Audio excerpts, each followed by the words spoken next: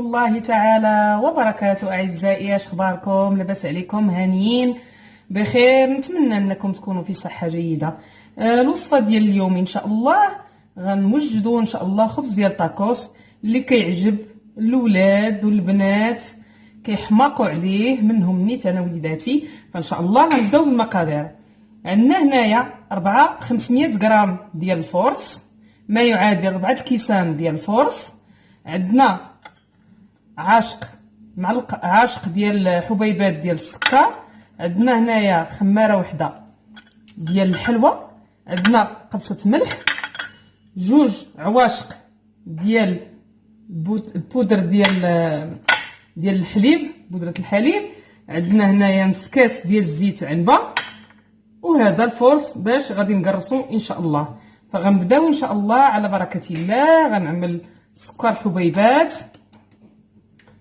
غنعمل خميره. المكونات غنعملوها كامله مره واحده. عندي هنايا قبصه ملح، عندي 2 معالق كبار بودره ديال الحليب، واللي ما عندوش يمكن له يعجن، ما يديرش الماء ويعجن بالحليب العادي. وعندنا نص كاس ديال الزيت، زيت المائده.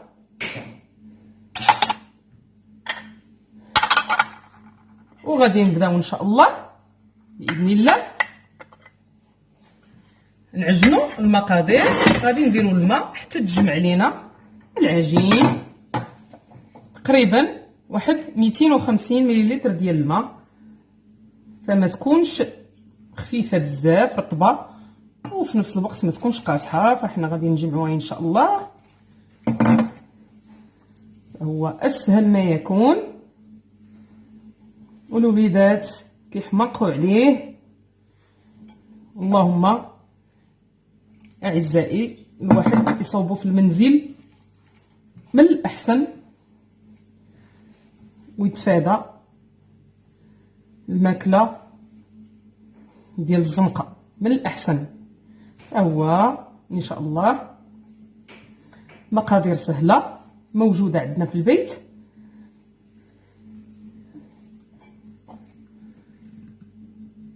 نزيد شويه الماء، وهانتوما معايا احبائي حتى نجمعوا العجين ونخليوها ترتاح تقريبا واحد 5 دقائق ولا 10 دقائق.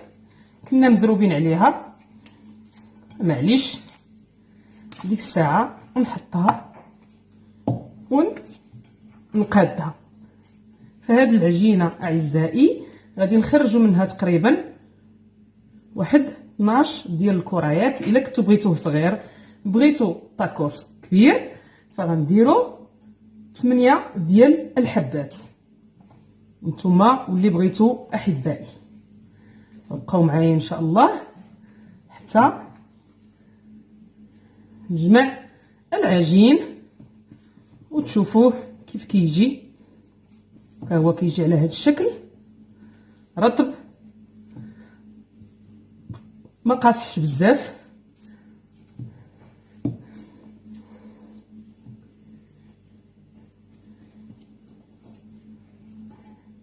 هكذا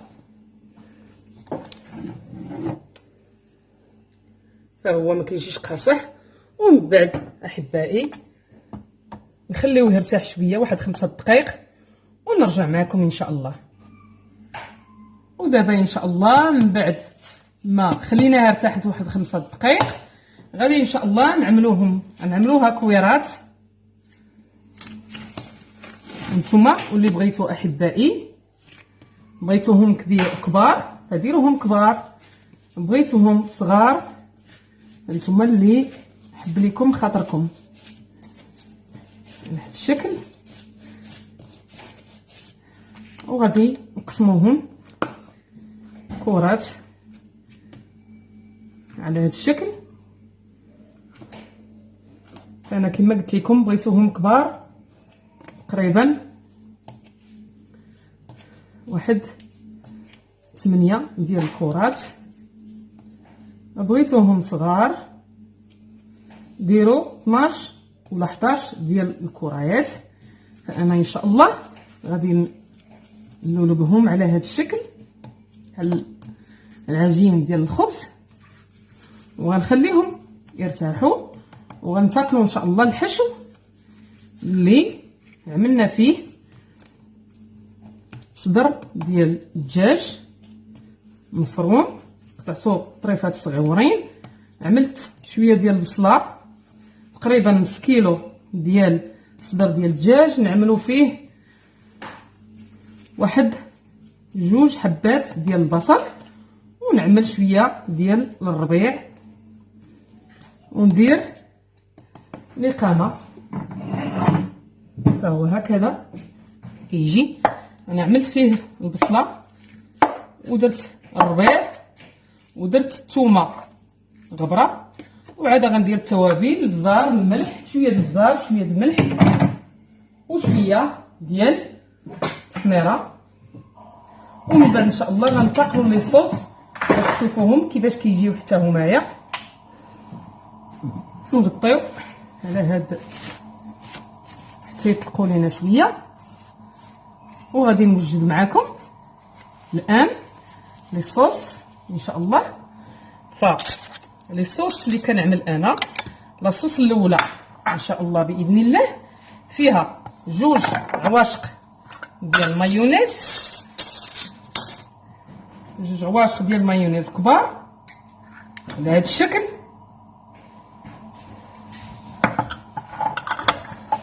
وغادي نعمل معلقه ديال مركز طماطم، نص معلقه تقريبا على هذا الشكل. الله اكبر. وغادي نعمل نص معلقه ولا غير شويه على حساب اللي بغى حار، غير شويه، غير نقيطه ديال لاصوص حاره.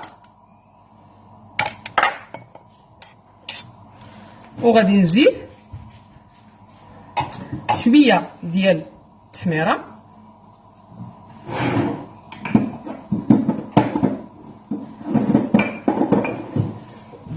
على هذا الشكل.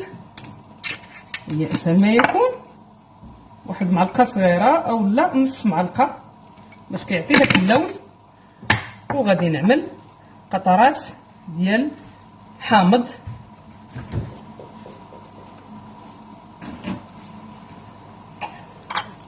هكذا.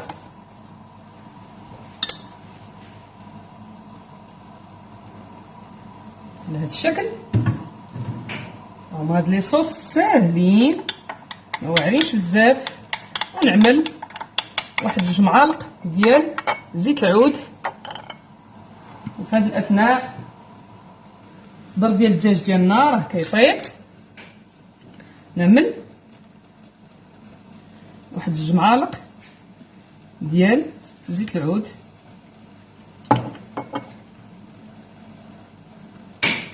نخلط. ها هي الصلصه ديالنا وجدات، الصلصه الاولى.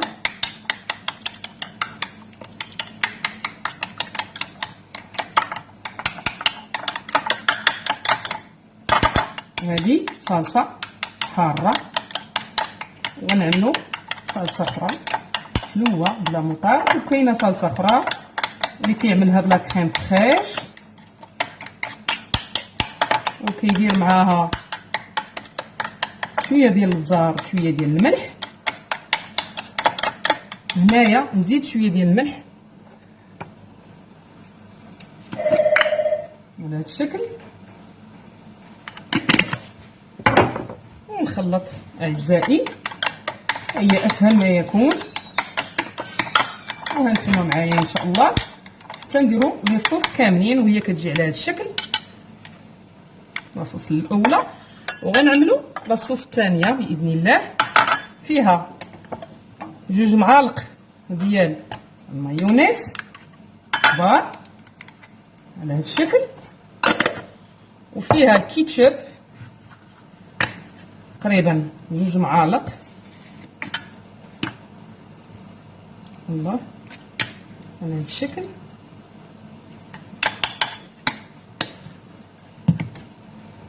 نمسح هنايا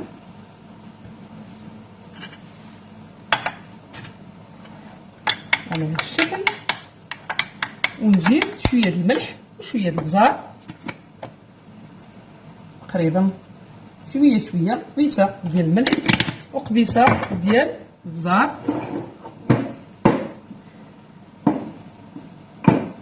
شويه شويه.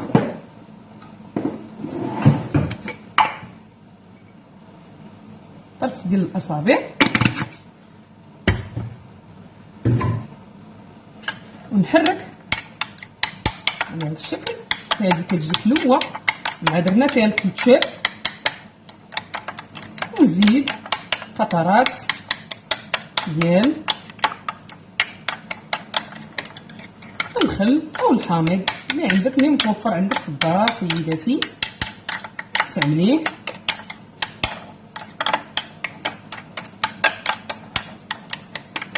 نزيد قطرات ديال الحامض او الخل على هذا الشكل، ونخلط سيداتي. وهذا الصوص ثانيه ما حراش. وعاد غنعملو الخلطه الثالثه اللي كتجي بلا موطارد والمايونيز. كنعمل فيها 2 معالق ديال المايونيز كبار، انا عندي هنا صغيره غندير تقريبا 4 على هذا الشكل. وغندير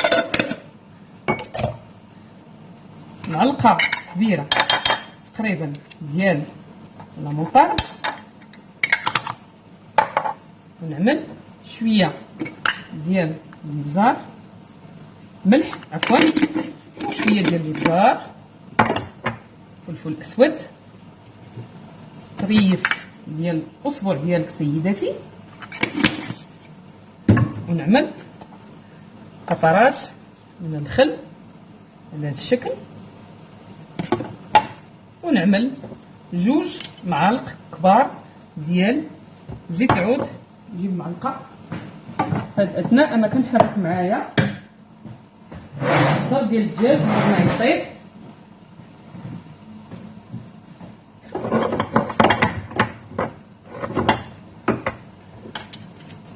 جوج معالق او لا عواشق ديال زيت العود،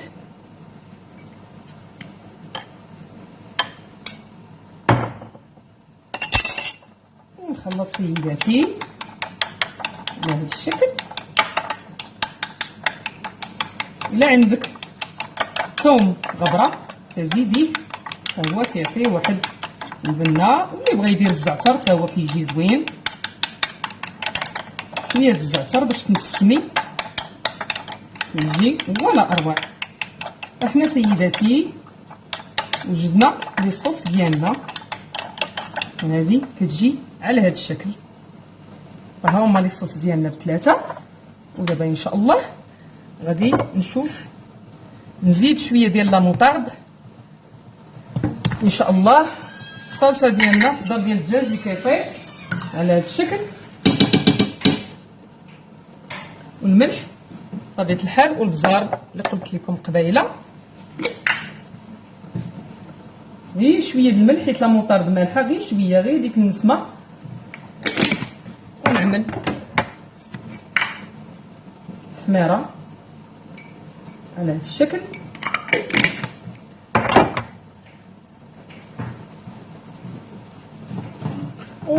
ونحركو سيداتي ونخليهم حتى يطيبوا على خاطرهم باش نعمرو الطاكوس ديالنا ان شاء الله باذن الله. وكل اللي كيبغي طاكوس ميكس كيعمل فيه الصوصيص والكفته.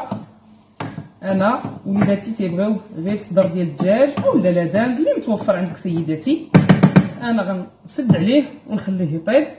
وفي هذا الاثناء غادي ان شاء الله تشوفوا معايا هاد الكريسات اللي غنقاد، وغنعمل المقله سخون. غتشوفوا معايا ان شاء الله الخبز ديال طاكوس اللي كيجي رائع ولا اروع باذن الله.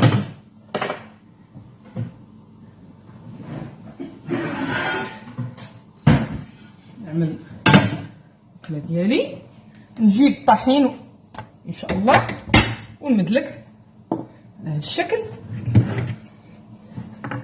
ونبداو ان شاء الله نطلقوا فيهم شويه بشويه وحده بوحده على هذا الشكل. سيداتي الحاجه ديال الدار راه ما كاينش محسن منها. انا عارفه تبارك الله المغربيات ديالنا بلا ما نحتاج نهضر حاد قالت تبارك الله والصلاه على النبي، حتى حاجه ما كيبخلوا عليها وحتى حاجه ما كتجيهم صعيبه. فالله يكمل عليهم بالخير والله يعطيهم صحتهم باش يكونوا مع وليداتهم يا ربي امين. فهكذا سيداتي كتكون طلقات شويه وغادي تشوفوا معايا ان شاء الله. نبداو نطيبوا فيهم، فاحنا غادي نرقوهم مزيان.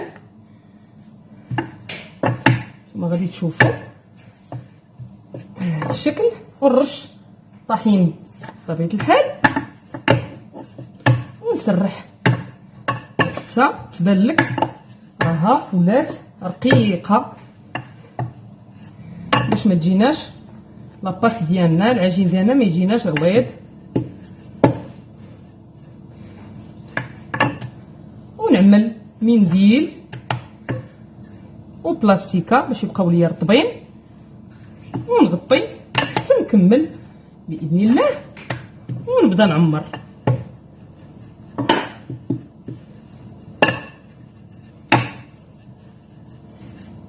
هما ساهلين في ساعه كيوجدوا لينا، وخصوصا انهم غيكونوا منزليين. انا وليداتي عزازين عليهم بزاف. هذا كنعملهم للعشاء مع ينسوب واحد الصويبه ولا حبيره ولا، فانتي سيداتي لك الاختيار. ونبقى ندور حتى يتقادوا لينا.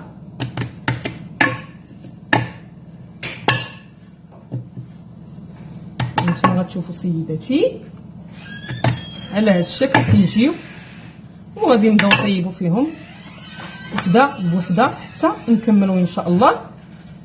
وهانتوما معنا، فبقاو معايا ان شاء الله حتى نهايه الفيديو. انا غادي نعملها الطيب وغادي نوريك سيداتي كيفاش كيجيو. بسم الله. ها هما ملي تشوف فيهم بدات كتدير واحد الفقاعات، ونبدا نقلب فيها على هذا الشكل.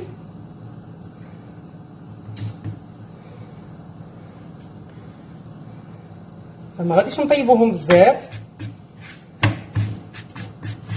على هذا الشكل سيداتي.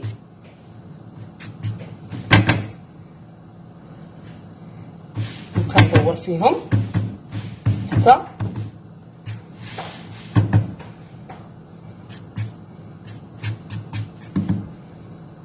يطيبوا لينا شويه، ونقلب مره وتقلبي سيداتي حتى يطيبوا مزيان. تكون المقله تكون سخونه مزيان، ونديروا عافيه متوسطه، ونبداو نقلبوا فيهم هكذا، نحركوهم ونقلب ثاني حتى طيب ليا ان شاء الله.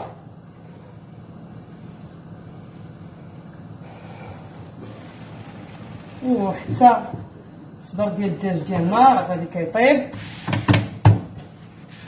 على وشك.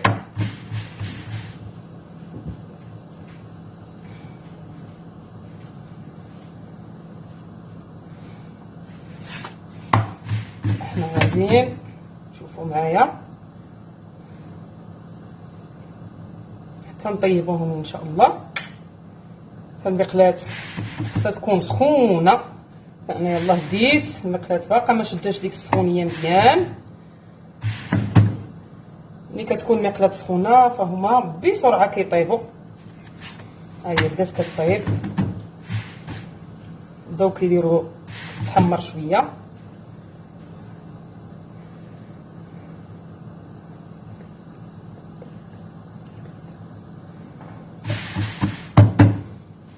منديل وبلاستيكه باش اعزائي يبقاو لكم رطبين باش تعمروهم باذن الله. فهما كيجيو ولا اروع. ها هما غاديين كيطيبوا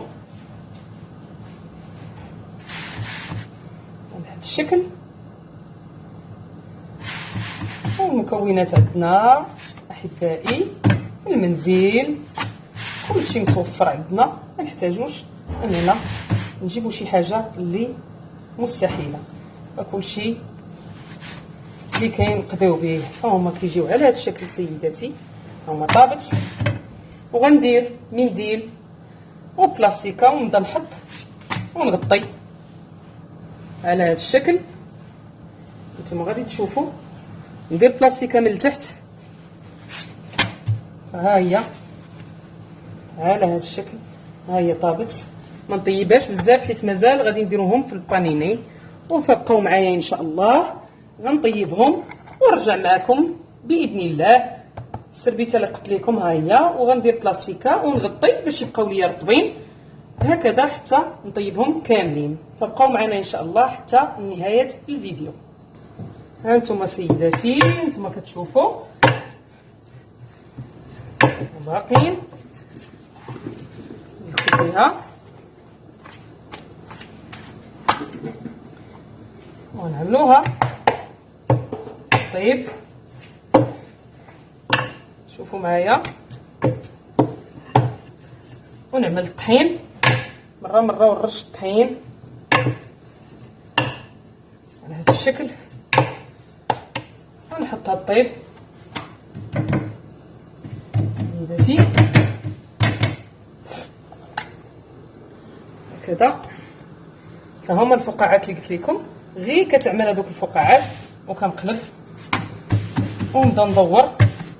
المقله دابا سخنات، هانتوما كتشوفوا كتنفخ، ما تحتاجيش كاع تخليها تنفخ، غير كتصهديها حيت مازال غادي ديريها في البانيني هكذا. هانتوما شفتوا هي كتجي على هذا الشكل. ديرها في البانيني ان شاء الله، وغادي تعاودي ثاني طيبيها. فبقاو معايا ان شاء الله باش غادي نعمروهم ان شاء الله. بعد ما طيبناهم احبائي فهما كيجيو على هذا الشكل. هو عجين ناجح ولا اروع. انتم كتشوفوا. ودابا ان شاء الله غادي نعمروهم باذن الله. ناخذوا بهذا الشكل لي صوص ديالنا اللي وجدنا. هذه صلصه حاره، وهذه درنا فيها الكيتشاب حلوه، وهذه درنا فيها زيت العود ولا موطارد وشويه الخل. هي كتجي على هذا الشكل. والفرماج، وفي هذا الاثناء انا راني عملت الفريز كيتقلى. وعندنا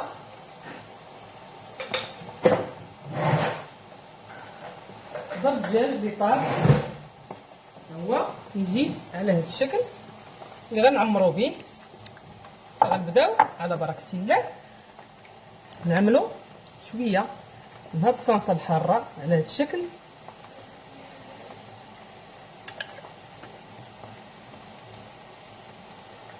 ونعملو الحشو هكذا.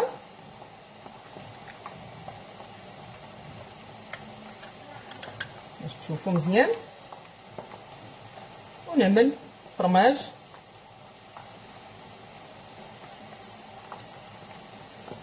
ساندويتش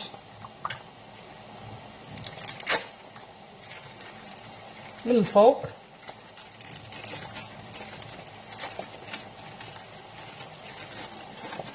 هكذا احبائي. واللي بغى لي فخيت راه غادي يديرهم من الوسط. انا غادي نوريكم اللي بغى يدير لي فريت. انا غادي نوريكم التعميرات على اشكال، ونعمل لي فريت ديالنا على هذا الشكل، ونسد اعزائي مزيان هكذا، ونسد الطرف الاخر هو كيجي على هذا الشكل. بغيت نخليه محلول نخليه ماشي مشكل، ونوضع الطبق باش نعملو في البانيني. وغادي نحضر معكم وحده ثانيه. ناخذ على هذا الشكل ونعمل لاصوص اللي فيها الكيتشوب، ونعمل ليه هكا، ونعمر الحشو ديالنا اللي هو صدر ديال الدجاج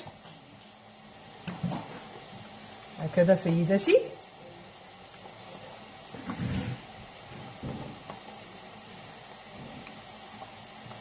هكذا، ونزيد لاصوص هكذا. الدراري راه عزيز عليهم لاصوص، وخصوصا احبائي غادي تصايبيها عزيزاتي في الدار، فهي منزليه، المكونات منزليه هكذا. ونخليه محلول على هذا الشكل. نزيد شويه ديال الفخيت باش تبان هكذا.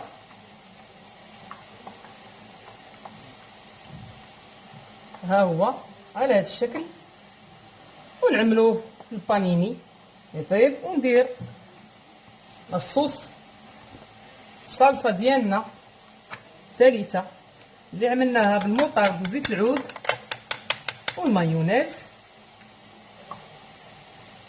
نتيا واللي حبيتي، وكاين اللي كيعمل بلا كريم فريش وكيعملها بشويه ديال البزار وشويه ديال المليحه، وكيدير لا كريم فريش ويدير الجبن مطحون.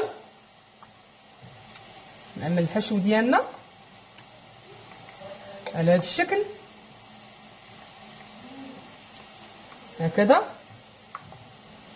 نعمر ونسد سيداتي. نعمل فرماج وندير لي فخيت، فهما كيجيو ولا اروع بالصحه والراحه احبائي. والعجين فهو ناجح 100%. جربوه وردوا عليا الخبار. نخرج شويه لاصوص هنايا وندير لي فخيت هكذا،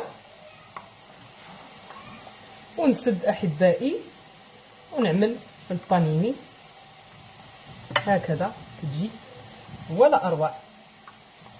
فان شاء الله انا غادي نكمل ونتلاقاو ان شاء الله طبق التقديم. فبقاو معايا احبائي حتى تنتهي ان شاء الله الوصفه ديالنا وتشوفوها ان شاء الله، فهي ولا اروع، غزاله وبنينه بالصحه والراحه. من بعد ما عمرناهم احبائي فهما كيجيو على هذا الشكل طاكوست ولا اروع، منزلي ناجح 100%. نتمنى ان شاء الله انكم تجربوه وتردوا عليا الخبار. هانتوما غتشوفوا معايا احبائي، ها هو كيجي هكذا على هذا الشكل لي صوص ديالنا. هذه لاصوص الحاره، هذه درناها بالمايونيز وبزويت زيت العود، ودرناها بالصلصه ديال المطارد، وهذه درناها بالكيتشوب ودرنا فيها المايونيز وزويتينات وبطاطا. هادشي اللي كيحبوا الدراري. فنتمنى سيداتي انك تجربيهم، فغينالوا الاعجاب ديال وليداتك وعائلتك. فبالصحه والراحه نتمنى ان شاء الله انكم تبارطاجيو مع الاهل والاحباب باش تعم الفائده، وتابوناو في قناتي بديعه عمر بالصحه والراحه، وتفعلوا الجرس باش يوصلكم كل جديد باذن الله. ونتمنى لكم الصحة والعافية وكل ما بغيتوا في خاطركم. وإلى اللقاء إن شاء الله في وصفة جديدة بإذن الله. السلام عليكم ورحمة الله تعالى وبركاته.